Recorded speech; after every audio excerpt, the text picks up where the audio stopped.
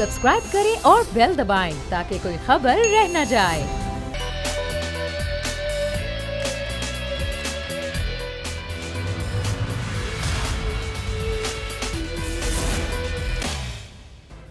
बिस्मिल्लाहिर्रहमानिर्रहीम। अस्सलाम वालेकुम।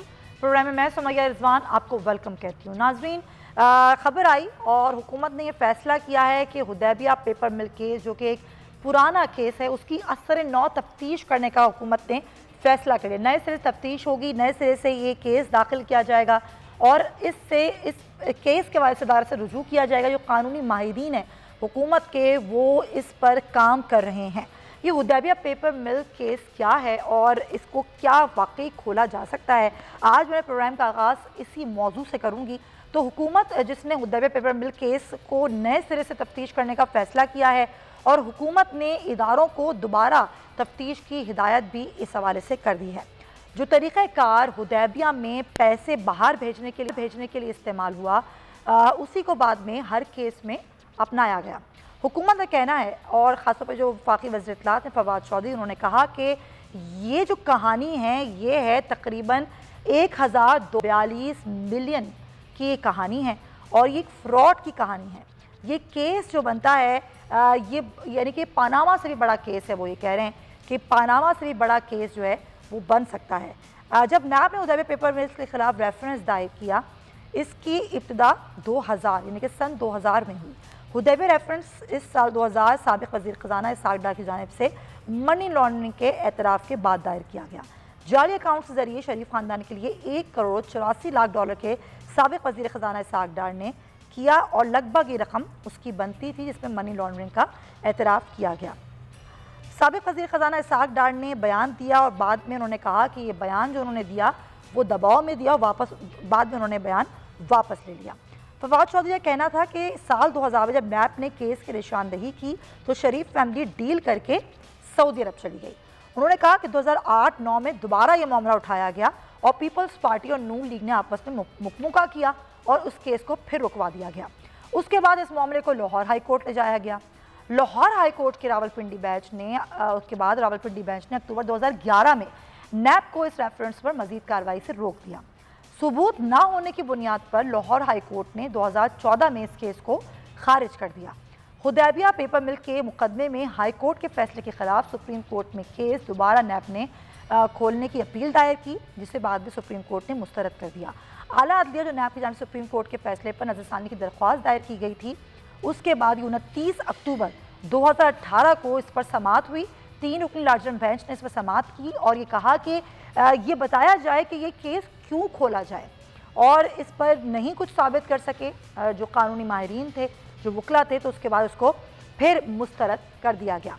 ये तमाम तर ये सूरत हाल थी और अब क्या वाकई ये केस खोला जा सकता है? क्या इसकी दोबारा तफ्तीश हो सकती है? क्या ये ऐसा मुमकिन होगा? क्या हुकूमत ऐसा कर सकती है? ये बहुत सारे सवालात हैं, इसके जवाबात हम आज तलाश करने की कोशिश करेंगे। मेरे मेहमान मेरे साथ मौजूद हैं, सीनियर सहाफ़ी हैं, तज़कियाकार हैं, पीजे मीर साहब हमें ज्वाइन कर रहे हैं, बहुत शुक्रिया आपका।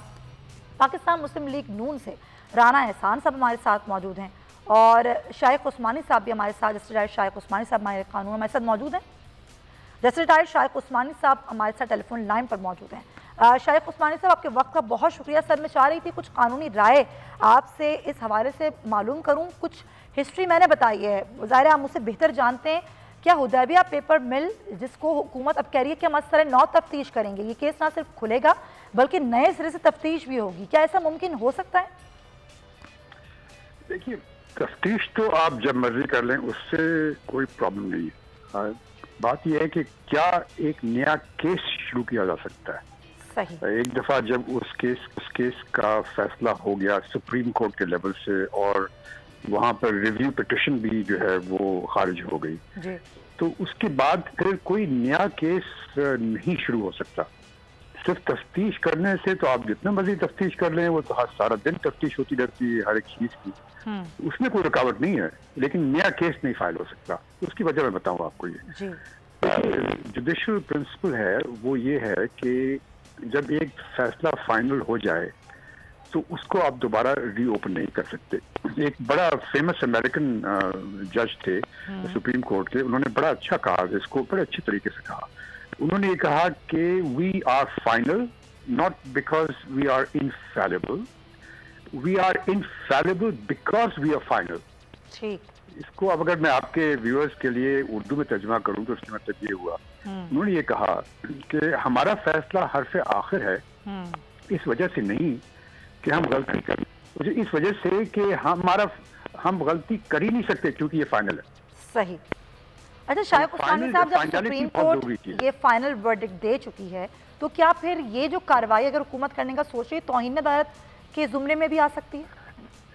नहीं, इन्वेस्टिगेशन तो करने में कोई प्रॉब्लम नहीं है। इन्वेस्टिगेशन आप कर सकते हैं। अच्छा। वो तो आप करते रहे, लेकिन केस नहीं फाइल कर सकते। उस जुर्म का कोई केस फाइल नहीं हो सकता। यानी कि नया केस कोई फाइल नहीं हो सकता, तो फिर तफ्तीश किस तरीके से होगी? अब उनकी मर्जी, तफ्तीश तो इन्वेस्टिगेटिव एजेंसीज करती है ना, तो उसमें तो कोई रुकावट नहीं है। अच्छा। वो तो एक एडमिनिस्ट्रेटिव चीज है, वो आप कर सकते हैं, उसमें कोई रुकावट नहीं, लेकिन केस कोई नहीं फाइल सकता। यानी कि एक नया केस फाइल नहीं हो सकता और उस नए केस को फाइल करके कोई गिरफ्तारी नहीं हो सकती। नेचुरली अगर केस फाइल नहीं होगा तो गिरफ्तारी भी नहीं हो सकती। ठीक है, तो फिर हुकूमत कैसे कह रही है कि ये केस इतना बड़ा है कि ये पानामा से भी बड़ा केस है, और अगर हम इसको करेंगे तो जितना मर्जी बड़ा हो, देखिए इसकी बात नहीं है, बड़ा या छोटे की बात नहीं है। अच्छा। बात ये है कि एक जुडिशियल प्रिंसिपल फाइनलिटी का होता है, अगर वो फाइनल हो गया तो उसके बाद आप दोबारा वो केस नहीं कर सकते। ठीक, ये एक प्रिंसिपल है, जुडिशियल प्रिंसिपल। अच्छा, फवाद चौधरी साहब ये कह रहे हैं कि इतनी तफसीली इसकी पहले भी तफ्तीश हो चुकी, इस केस के हवाले से उन्होंने बात की, लेकिन एक जो ये केस था इसका एक दिन भी अदालती ट्रायल नहीं हुआ। उन्होंने कहा कि अब कुछ नए हकाइक सामने आए हैं जिसकी बुनियाद पर हमने ये फैसला किया है। ये तो बाद में पता चलेगा जब वो इन्वेस्टिगेशन करेंगे, तो वो क्या वो नए हकायक इस तरह के हैं कि उन हकायक की बेसिस पर एक नया केस बन सकता है जिसका पुराने केस से कोई ताल्लुक नहीं है, वो एक अलग चीज है, लेकिन वो तो बाद में पता चलेगा। लेकिन on the face of it, अगर वही हुदैबिया केस है और उसी के मुतालिक वो दोबारा उसमें कुछ इन्वेस्टिगेशन करके उसी केस को दोबारा लॉन्च करना चाहते हैं, तो वो नहीं कर सकते। अच्छा, जो सुप्रीम कोर्ट ने फैसला किया, शायद उस्मान साहब आखिरी सवाल मैं आपसे कर रही हूँ कि ज़ाहिर इसको मुस्तरद कर दिया था, जो कि रीओपन करने की बात थी, क्या इस पर बहस हो सकती है, उस फैसले पर? नहीं, क्योंकि वो तो फाइनल हो गया ना, वो उन्होंने रिव्यू में फैसला कर दिया ना, उन्होंने कहा रीओपन नहीं हो सकता। ठीक, तो वो खत्म हो गया, बात ही खत्म हो गई। रिव्यू एक ही, सुप्रीम कोर्ट का जो ऑर्डर होता है उसके खिलाफ सिर्फ एक चीज हो सकती है, वो रिव्यू हो सकती है, और वो भी अगर कोई चीज ऐसी दिखाएं जो कि बिल्कुल सरासर गलत है कानूनी लिहाज से, तो वो हो सकती है। ठीक है, बहुत शुक्रिया आपका। जैसे रिटायर्ड शाइख उस्मानी अपनी कानूनी राय इस पर दे रहे थे, उन्होंने कहा कि तफ्तीश हो सकती है, आप इदारों के जरिए, एजेंसीज के जरिए तफ्तीश करा सकते हैं, लेकिन नए सिरे से केस नहीं फाइल हो सकता। हुकूमत ये नहीं कर सकती, ऐसा नहीं हो सकता, क्योंकि एक वर्डिक्ट आ गई है, सुप्रीम कोर्ट का एक फैसला है। सुप्रीम कोर्ट उसको जो कि रीओपन करने की एक दरख्वास्त थी उसको मुस्तरद कर चुकी है, तो अब इस पर और मज़ीद कुछ नहीं हो सकता है। आफ्ताब जहांगीर साहब पाकिस्तान तहरीक इंसाफ से हमारे साथ हैं, MNA हैं, उनसे सबसे पहले बात करेंगे। आपने सुन लिया होगा आफ्ताब जहांगीर साहब के शाइख उस्मानी साहब बड़ा नाम है और उन्होंने अपनी कानूनी राय दी। उन्होंने कहा कि हुकूमत किन हक़ाइक़ की बुनियाद पर करना चाहती है तो बाद में पता चलेगा, तफ्तीश की जा सकती है, केस नए सिरे से फाइल नहीं किया जा सकता। आखिर ऐसे कौन से हक़ाइक़ हुकूमत को अचानक से मिल गए हैं जिस पर हुकूमत ये सोच रही है कि तफ्तीश नए सिरे से होगी इस केस की? अच्छा, देखिए, पहली बात तो ये कि हर वकला के अपनी राय है। अभी मैंने किसी और जगह पे एतजाज़ हसन साहब को सुना था, वो कह रहे थे कि बिल्कुल हो सकती है। इसी तरह बहुत सारे वकला से मेरी बात हुई, वो कहते हैं हो सकती है। अगर कोई नए शवाहिद किसी चीज़ में आ जाते हैं तो उसकी तशवीश भी हो सकती है और उसकी बुनियाद के ऊपर उन्होंने कहा कि तफ्तीश तो ये भी कह रहे हैं, लेकिन शाइख उस्मानी साहब भी कह रहे हैं कि तफ्तीश तो हो सकती है, वो तो आप करवा सकते हैं, वो मसला नहीं है। अच्छा, जब इन्वेस्टिगेशन हो सकती है तो उसके बाद जो है अगर ये महसूस होता है कि हाँ जी इसको रीओपन किया जा सकता है तो रीओपन हो जाएगा, उसमें कोई हर्ज नहीं है। लेकिन मैं ये समझता हूँ कि देखिए, ये अगर जहाँ से जो रिलीफ भी मिला है तो वो अदालतों से मिला है मियाँ साहब को, और अब भी अगर अदालतों पर एतमाद कर लें, अगर वो हुकूमत भी कर ले और अपोजिशन भी कर ले, मियाँ साहब भी कर लें, वो कहें कि जी अदालत कहेगी हो सकता है जी तो हो जाए, अगर हो सके वो कहें कि नहीं जी अब ये बिल्कुल नहीं हो सकता, जैसे कि जस्टिस फाइज ईसा साहब ने इसके ऊपर लिख कर चले गए थे, लास्ट में एक लाइन लिख कर चले गए थे कि ये तो दोबारा कुछ हो ही नहीं सकता, इसके ऊपर रीओपन ही नहीं हो सकता। जैसे उन्होंने अपने बारे में करवाया, वो फैसला हुआ है कि अब जजों से तो कुछ पूछ ही नहीं सकते।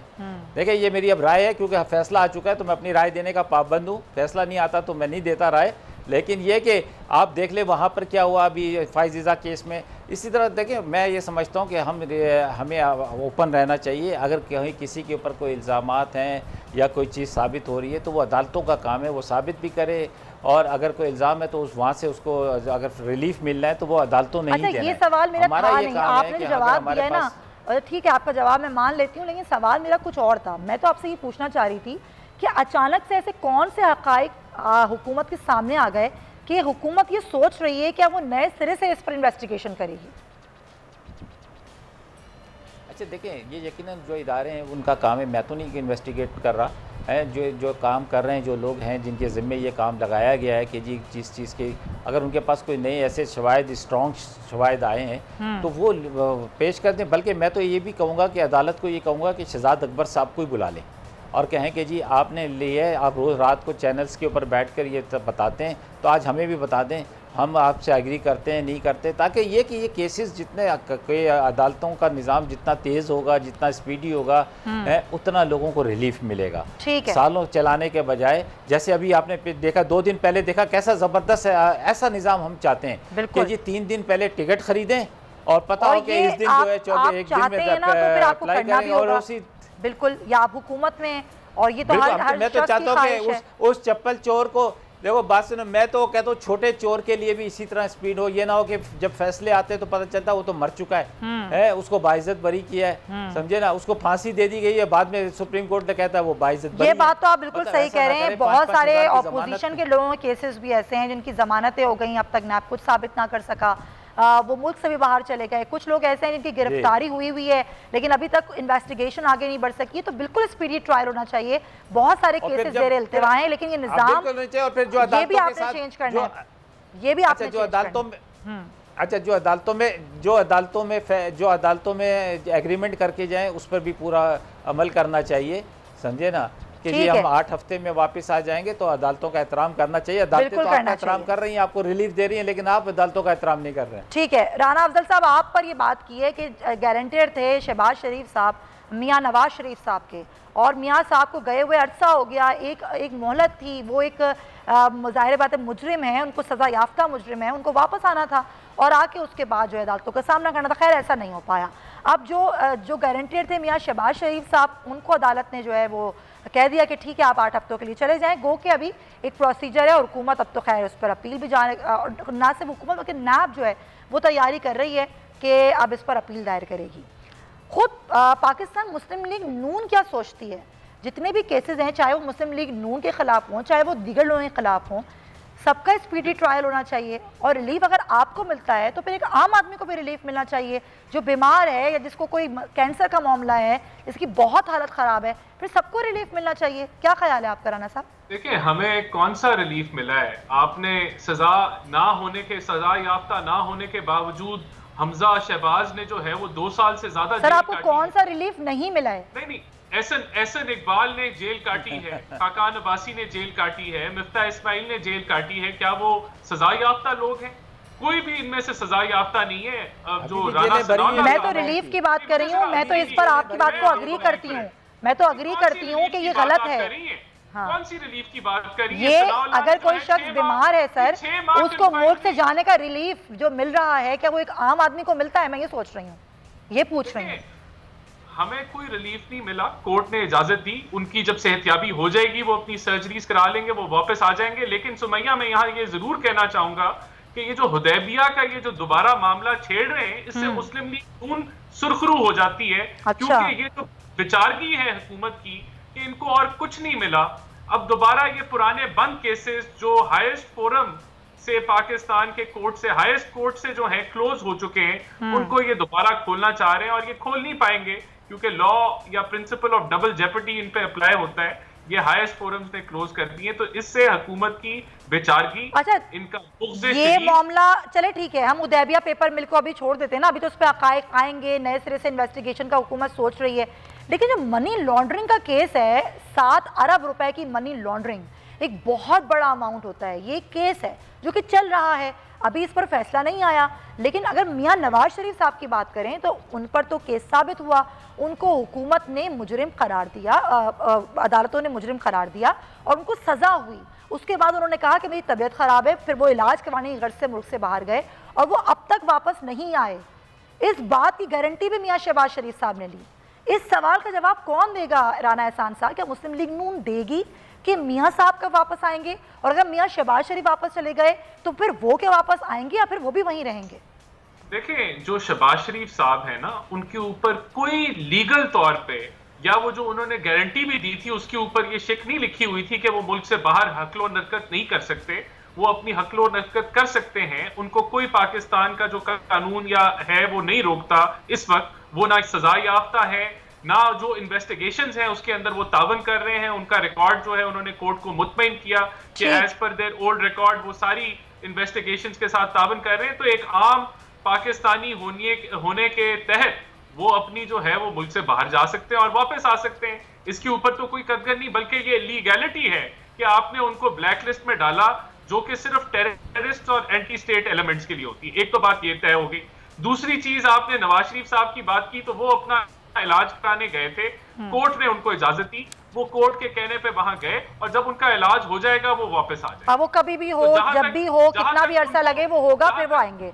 ठीक है सर। जहां तक उनकी सजा की बात है तो उनको वाकई जितना ये कहते हैं पनामा से भी बड़ा केस मिल गया, तो पनामा भी नहीं निकला था, पनामा में तो कुछ साबित नहीं हुआ। चलें ठीक है सर, ये एक अलग बहस है ना, ये एक बहुत बड़ी बहस है, हम सालों से करते आ रहे हैं। जरा मैं बात करूं मीर साहब से। पीछे मीर साहब, ये जो सवाल मैंने किया ये दुखती रक है, ये बहुत तकलीफ होती है एक आम पाकिस्तानी को, एक आम शख्स को, एक आम कैदी को जो जेलों में है, जो सालों से शायद उस पर वो केस है भी नहीं जो उसके ऊपर डाल दिया गया। आप भी जानते हैं बहुत सारे लोग ऐसे हैं जिनको सजाएं हो गई, नहीं किया शायद या किया जो भी है, लेकिन अगर किसी शख्स की तबीयत ख़राब है, वो ऐसा है कि वो उसकी जान पर बनाई है, लेकिन ऐसा रिलीफ तो किसी को भी नहीं मिलता कि उसको अदालतें रिलीफ भी दे दें, वो मुल्क से भी बाहर चला जाए, उसका इलाज भी मुमकिन हो सके।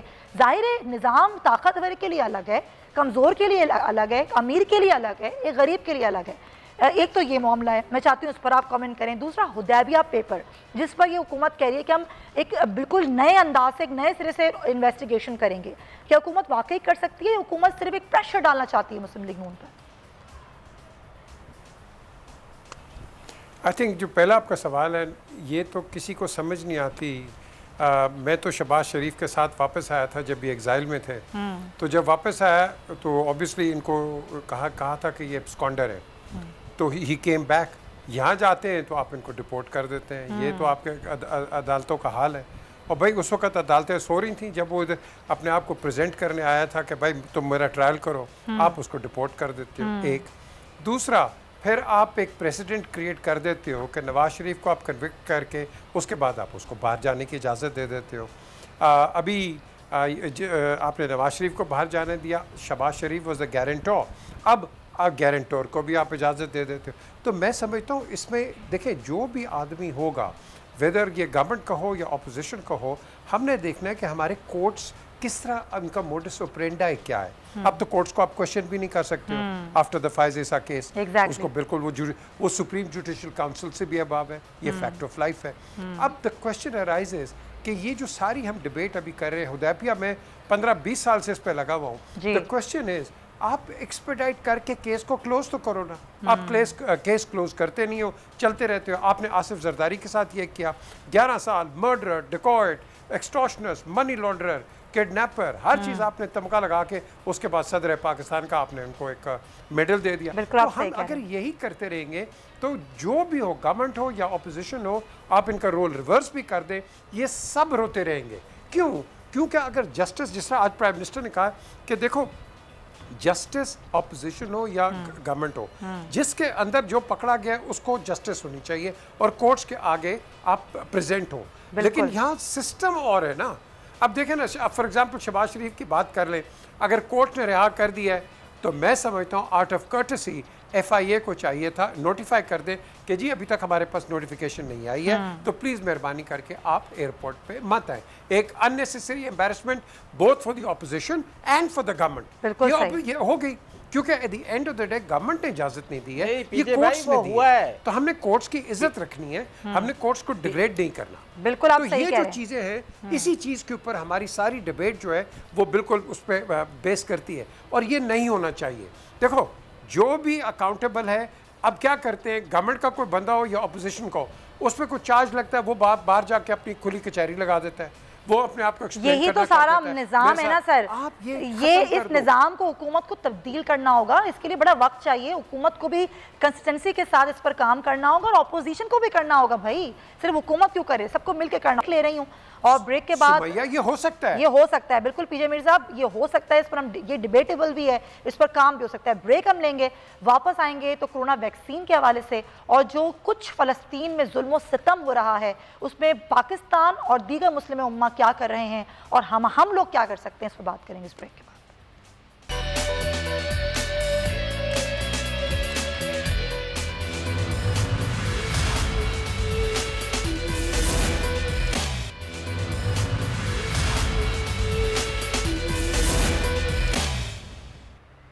Welcome back to the show.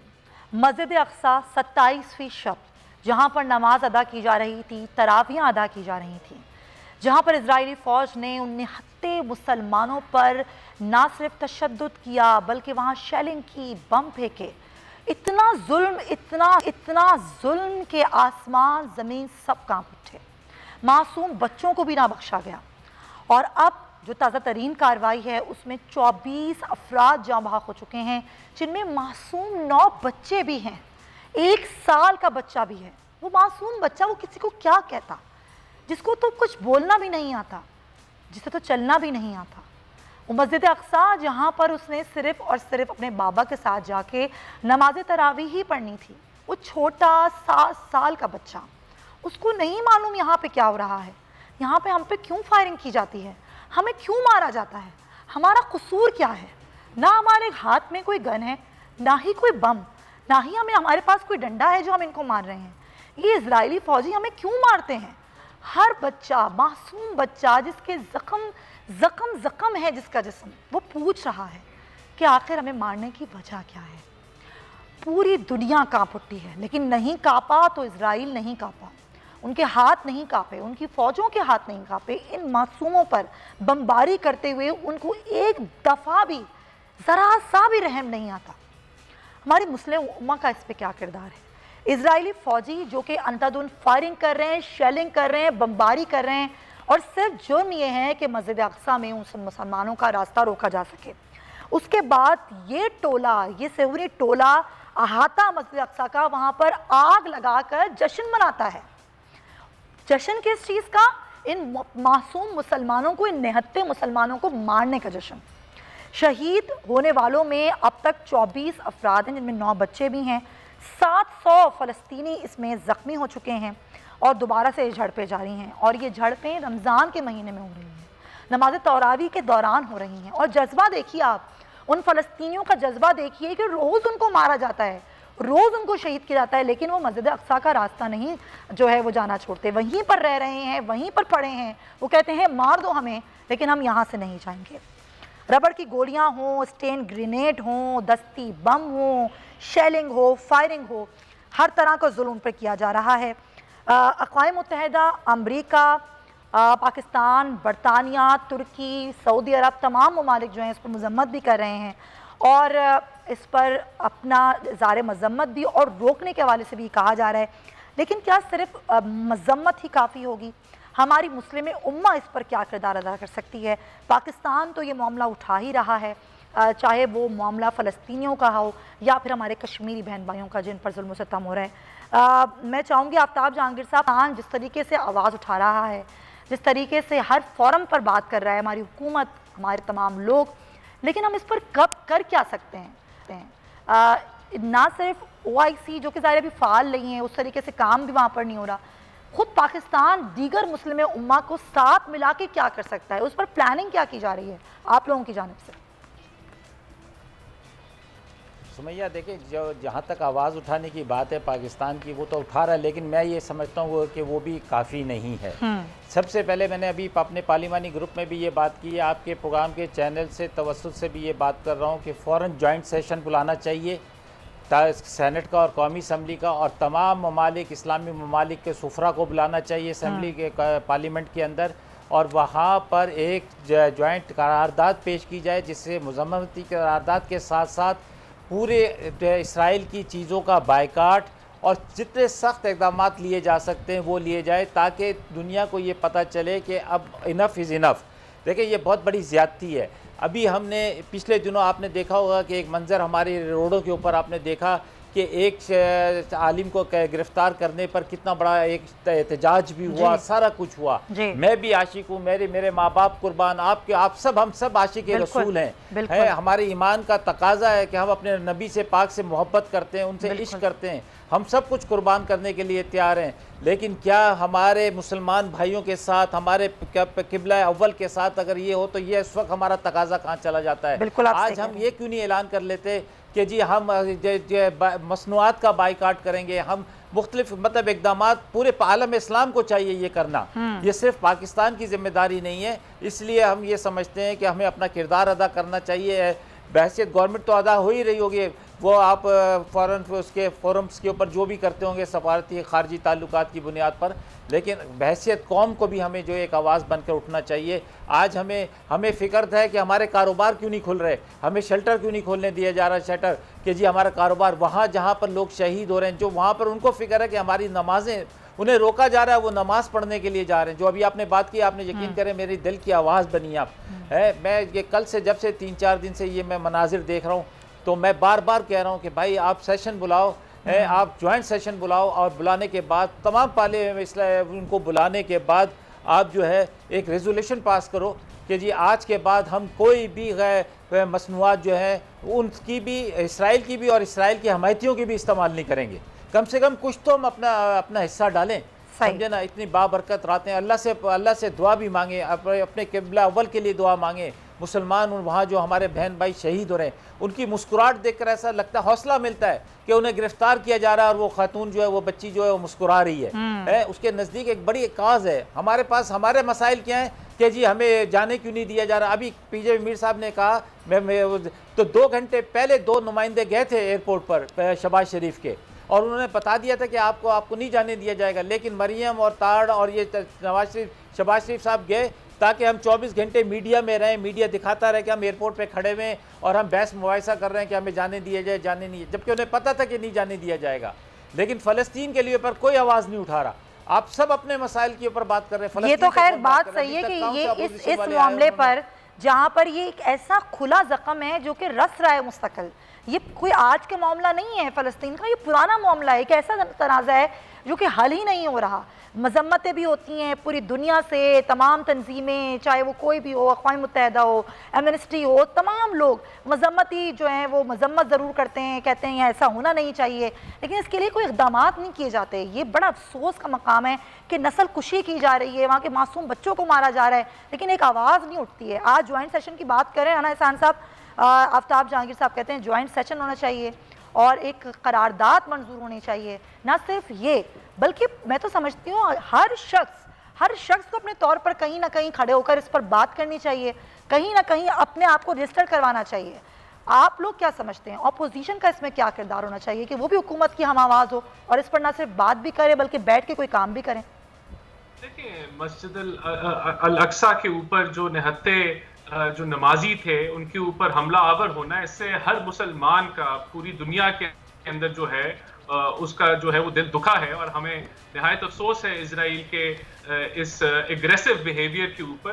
देखिए, यहाँ हमें ज़रूरत जिस चीज़ की है वो ये है कि जो फर्दर सेटलिंग है पैलेस्टीनियन के इलाकों में, उसको रोकने की ज़रूरत है। और ये जो है वो पीस ब्रोकर कराना जो इजराइल और फ़लस्तीन का है, वो बड़ा लाजमी है कि चीज़ें सेटल हो जाएं कि अब फर्दर जो है वो सेटलमेंट नहीं होगी। इस चीज़ के लिए जो है वो यूएन का फोरम जो है वो सबसे फाल है, जिसको इस्तेमाल करना चाहिए। और यहाँ मैं समझता हूँ कि सारे जो मुसलमान ममालिक हैं उन पर यह फ़र्ज़ है कि वो अपने फॉरेन पॉलिसी के एजेंडे का हिस्सा बनाएं और इसको हाईलाइट करें। सिर्फ रेजोल्यूशंस पास करनी चाहिए, इसमें कोई शक नहीं कि जो मुल्क की पार्लियामेंट है उसकी एक आवाज निकले, लेकिन इससे बढ़ के भी जो है जो जितने भी जब आप मुख्तलिफ मुल्कों के जो है सरबराहों से मिलते हैं तो इस एजेंडे को भी डिस्कस करना चाहिए। यही इससे ज्यादा अहम अब जो हमारे लिए जो हमारे नजदीक एजेंडा है वो कश्मीर का है कि अब कश्मीर 35A के तहत अब कश्मीर के अंदर भी जो है वो सेटलमेंट शुरू हो जाएंगी जो पहले रुकी हुई थी।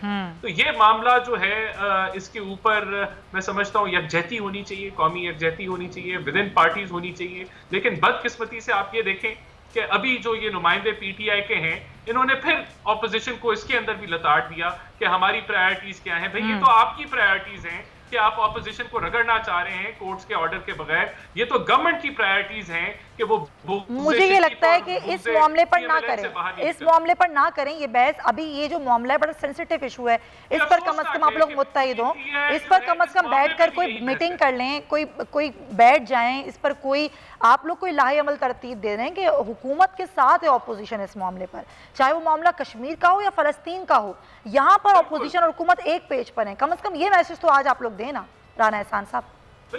देखिए मरियम नवाज ने भी ट्वीट किया है, उन्होंने भी यही इसको कंडेम किया, हाईली कंडेम किया, और बल्कि अब तो ये मामला बढ़ चुका है क्योंकि अब हमास और इजराइल फोर्सेस की तकरीबन जो है वो स्ट्राइक्स जारी हैं और 200 से पता नहीं कितने 400 जो है वो रॉकेट्स एक दूसरे को फायर हो चुके हैं। तो अल्लाह करे कि ये जो है मामला फौरन पीसफुल साइड पे जाएं। शहबाज शरीफ साहब की भी स्टेटमेंट आई है, तो हम लोग जो है वो बिल्कुल इसको जो है वो बहुत ये गलत इक़दाम है इजराइल के और ये फौरी तौर पर रुकने चाहिए। Point taken. पीजे मीर साहब, ये जो मामला है फ़लस्तीन का और जिस तरह का जुल्म सितम रमज़ान के महीने में किया जा रहा है, जिस तरह वहाँ पर बमबारी की जा रही है, निहत्ते जो फ़लस्तीनी हैं उन पर जिस तरह का जुल्म सितम हो रहा है, बात यह है कि हमारी जितनी भी पूरी मुस्लिम उम्मा है, मैं तो बात करती हूँ मुस्लिम उम्मा की, दुनिया क्या कर सकती है, यूनाइटेड नेशन क्या कर सकता है वो एक अलग बात है, मुस्लिम उम्मा क्या कर सकती है, हम मुज़म्मती बयानात देने के अलावा क्या कर सकते हैं और कर क्यों नहीं रहे? सुमैया, मुस्लिम उम्मा की बात ना करें, वो तो कहते हैं उम्मा है गुम्मा है, ये बिल्कुल यूज़लेस एक आप कह लो कि उम्मा हम बात करते हैं। कहाँ किसने 47 साल आज लॉन्गेस्ट सर्वाइविंग कॉन्फ्लिक्ट जो कि कश्मीर की हम बात करते हैं बिटवीन पाकिस्तान एंड इंडिया, किसने बात की है इसके ऊपर मुझे बता दे, कौन खड़ा होकर बात करता है? वो तो अगले अपने उनकी दोस्तियाँ होती हैं, उनके बिजनेस हो रहे हैं इंडिया के साथ, फ़ाइन, उसमें हमें कोई एतराज़ नहीं है, उनके अपनी पॉलिसीज़ हैं, जो मर्ज़ी करें, लेकिन इस पर खड़ा होकर कौन बात करता है? कोई नहीं करता, ना ही पैलेस्टाइन के ऊपर करता है। पैलेस्टाइन को तो फिर भी एक इंटरनेशनल मीडिया कवरेज मिल जाती है, कश्मीर को तो कोई मीडिया कवरेज नहीं मिलती, कश्मीर की तो कोई बात ही करता ही नहीं है। कोई आप मेजर मीडिया चैनल को ले लो, कोई बात नहीं करता। ये तो हम पाकिस्तान में बैठ के करते हैं और इसको नेगेट करते रहता है इंडियन टेलीविज़न। अब बात आती है ये जो पैलेस्टाइन का जो इशू है, ये बड़ा कॉम्प्लेक्स इशू है।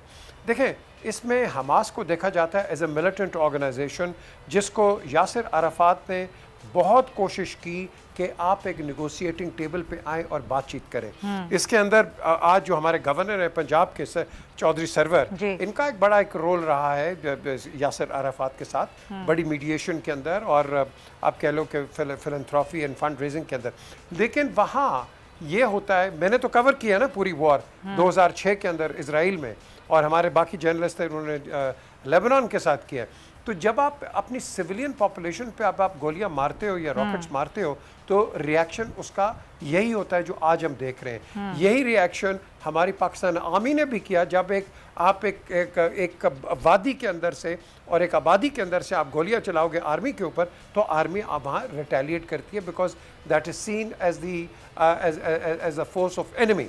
तो ये इसके अंदर, लेकिन सिविलियन के ऊपर बदकिस्मती से गुरिल्ला वॉरफेयर के अंदर ये जो हम देख रहे हैं, ये एक सिनिस्टर प्लॉट है जिसके अंदर एक आप कह लो कि ऐसी एक एटमॉस्फेयर फैन कर रही है कि जिसके अंदर ऑल अराउंड दुनिया के अंदर एक ट्रबल्ड हमें एक सिलसिला मिले। ये बड़ी कॉम्प्लेक्स सिचुएशन है, लेकिन इवन विद दिस कॉम्प्लेक्सिटी आप मुझे बताओ कितने इस्लामिक, जिस तरह अभी आपने सवाल किया है, कितने इस्लामिक जो स्टेट्स हैं वो खड़े हो गए? कोई नहीं खड़ा होता, इनके सबके अपने अपने इंटरेस्ट हैं और कोई बात नहीं करता। एक आदमी जिसको मैं खैराज तहसीन पेश करता हूँ वो है टर्किश प्राइम मिनिस्टर, खड़ा हो गया, वो वाहिद आदमी है, खड़ा हो गया। उसका तो पुराना एम्पायर भी था, ये तो ऑटोमन टर्क्स का एम्पायर था, इजराइल सारा पैलेस्टाइन। तो मैं समझता हूँ वो जो खड़ा हुआ है, इसके साथ हमारा वजीर आजम खड़ा हुआ है, और भी हमें चाहिए कि आप इस पे बात करें। लेकिन एक ही तरीका हो सकता है, हम उनका बॉयकॉट कर दें, उनको कोई फर्क नहीं पड़ेगा। हम उनको इनसे बिल्कुल डिप्लोमेटिक तो है ही नहीं है, कोई और टाइज खत्म कर दें, कोई फर्क नहीं पड़ेगा। जब तक हम सैंक्शंस इसके ऊपर इंटरनेशनल सैंक्शंस नहीं लगवाएंगे, जब तक ये मामला हल नहीं हो सकता। ये उधर भी लगने चाहिए और हिंदुस्तान पे भी लगने। बिल्कुल आप सही कह रहे हैं, ये है असल चीज़। अब अपने पर्सनल इंटरेस्ट से आगे निकल के ये फैसला करेंगे ममालिक, तभी कुछ असर होगा, तभी ये जुल्म तशद्दुद जो है वो रुकेगा। बहुत शुक्रिया आप टीजे मीर साहब, आफ्ताब जहांगीर साहब और आना एहसान साहब, तमाम हज़रात का शुक्रिया। प्रोग्राम के इस हिस्से में हम बात करेंगे कोरोना वैक्सीन के हवाले से। वैक्सीनेशन सेंटर्स मज़ीद भी कायम किए जा रहे हैं, कोशिश की जा रही है कि वैक्सीन के अमल को तेज़ी के साथ बढ़ाया जा सके, क्योंकि आज उसद उमर साहब ने ट्वीट किया है, वो ये कहते हैं कि जो 40 साल से जो कम उम्र के लोग हैं उनमें देखा गया है कि शरह अमवात ज़्यादा हो गई है। अब उसकी तरफ हुकूमत कब आएगी, क्योंकि अभी 40 साल से जो 40 से लेकर 40 साल से ज़्यादा उम्र के लोग हैं उनकी वैक्सीनेशन का अमल जारी है। इसी पर बात करने के लिए मेरे साथ मौजूद हैं पार्लिमानी सेक्रेटरी बरा नौशीन हामिद साहिबा। नौशीन साहिबा, बहुत शुक्रिया आपके वक्त का। मैडम ये बताइएगा कि जो कोरोना वैक्सीन का अमल है वो खासा सुस्त रवि का शिकार है। लोग शिकायत भी कर रहे हैं कि रश ज़्यादा है और वहाँ पे इतने लोगों को वैक्सीन लग नहीं पा रही। हुकूमत का क्या प्लान है कि इस वैक्सीनेशन के अमल को तेज़ किया जाए, और किस प्लान के तहत आप लोग चल रहे हैं कि इतने लोगों को इतने महीने में वैक्सीन लग जाएगी? जी बिस्मिल्लाहिर्रहमानिर्रहीम। लेकिन शुरू में तो बेशक इसमें कोई शक नहीं कि वैक्सीनेशन का अमल थोड़ा स्लो था, मगर अब आने वाले दिन के साथ ये इसकी स्पीड तेज़ होती जा रही है और अभी हम तकरीबन 2 लाख के करीब का टारगेट जो है वो अचीव कर लिया है। 2 लाख प्लस लोग जो हैं वो डेली वैक्सीनेट हो रहे हैं, मगर ये मजीद इंशाल्लाह ताला बढ़ाया जाएगा और कुछ दिनों में ये 3 लाख तक ये फिगर चला जाएगा। अच्छा। उसके बाद फिर आने वाले महीनों में मजीद इजाफा भी इसमें होगा।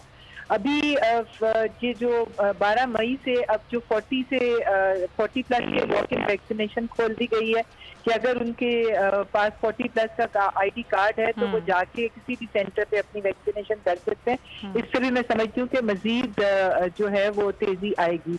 दूसरा, ईद के ऊपर पहले डिसाइड किया गया था कि 3 छुट्टियां दी जाएंगी वैक्सीनेशन सेंटर से, पर वो भी कम करके अब 2 छुट्टियां कर दी गई हैं, जिससे मैं समझती हूँ कि एक पूरे दिन में 2 लाख मजीद लोगों को फायदा हो जाएगा। तो इसमें पूरी तरह से गवर्नमेंट जो है वो हर स्टेप वो ले रही है और जैसे आपने भी बताया कि वैक्सीनेशन सेंटर्स की तादाद बढ़ाई जा रही है। मास वैक्सीनेशन सेंटर्स जो है उनका भी आम अमल में लाया जा रहा है। वो भी एक 2-4 दिनों में वो भी हो जाएंगे जहाँ पर दिन के 10,000 लोग एक ही सेंटर पे वैक्सीनेट हो सकेंगे।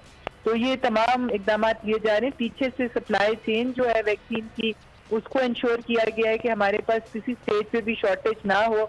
और जैसे अभी हमारे पास क्या सिचुएशन है नौशीन साहबा, वैक्सीनेशन डोज कितनी मौजूद हैं, कितनी आ रही हैं, कितनी की बुकिंग हमने की हुई है? देखिए, हम लोगों ने 30 मिलियन डोजेस तो हमारी एग्रीमेंट हो चुके हुए हैं, जिसमें से 19.8 मिलियन जो है वो जून के महीने में हमारे पास पहुंच जाएगी और फिर उसके बाद जो वाले महीने उसमें बाकी खेप भी हमारे पास पहुंच जाएगी। उसके अलावा अभी आपने देखा है कि कोवैक्स के प्लेटफॉर्म असाइनमेंट जो गावी के प्लेटफॉर्म से हमें आनी थी वो भी हमारे पास पहुंचनी शुरू हो गई है। एस्ट्राजेनेका की 12 लाख डोजेस जो हैं वो परसों हमारे पास पहुंची हैं और मजीद भी आ रही हैं। उसके अलावा फाइजर वैक्सीन की 1 लाख डोजेस जो हैं वो भी अनकरीब इंशाल्लाह पाकिस्तान पहुंच रही हैं।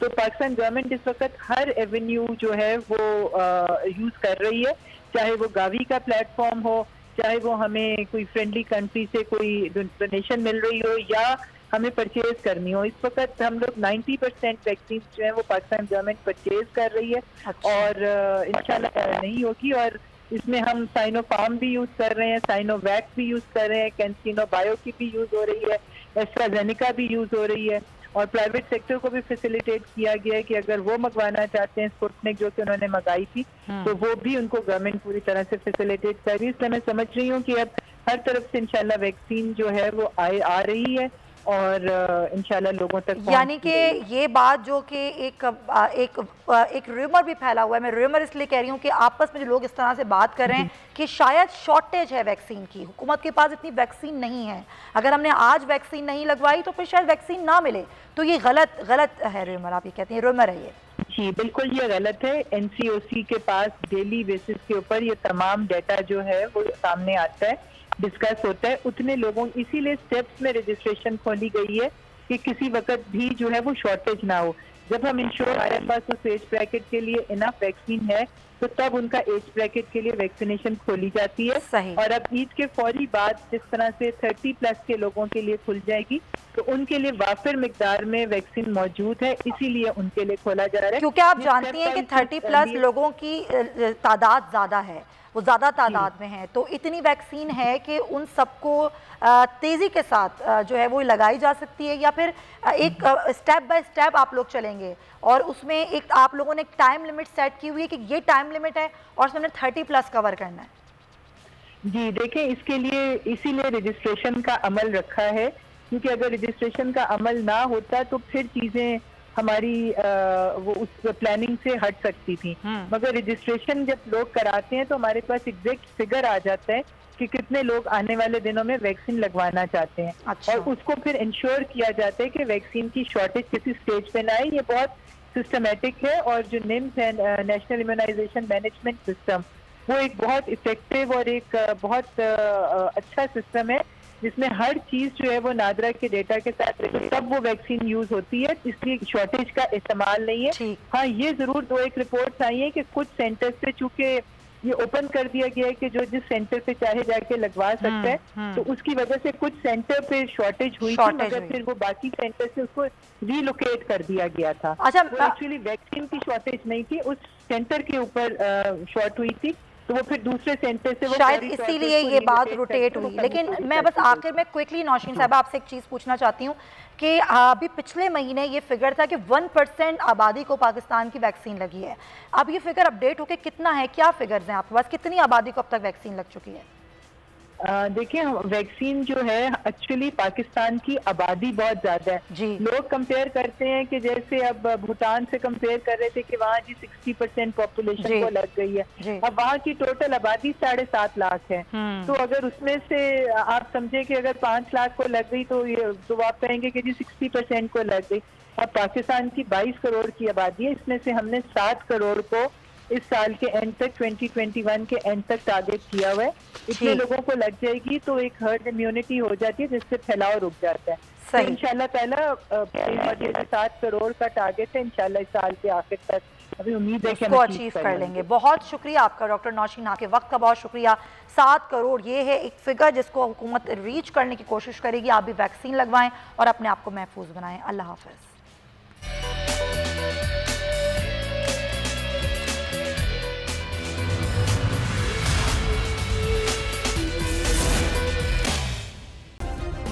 सब्सक्राइब करें और बेल दबाएं ताकि कोई खबर रह न जाए।